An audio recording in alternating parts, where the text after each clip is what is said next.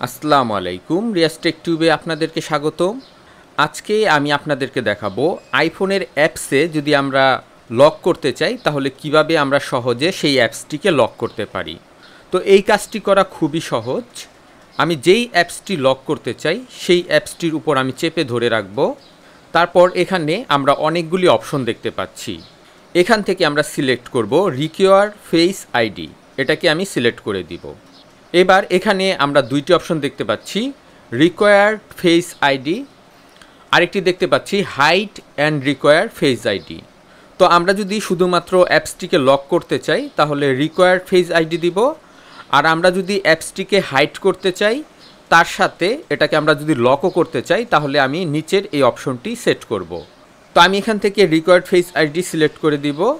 তারপর আমাদের আইফোনে যেই লকটি দেওয়া আছে সেই লকটি আমরা টাইপ করে দিব। আমাদের অ্যাপসটি লক হয়ে গেছে। তো এভাবে আমরা চাইলে খুব সহজেই আইফোনের যে কোনো অ্যাপস আমরা লক করে নিতে পারি।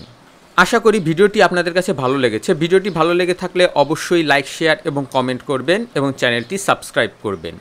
নেক্সট ভিডিও দেখার আমন্ত্রণ রইল। আজ এ পর্যন্তই। খোদা হাফেজ।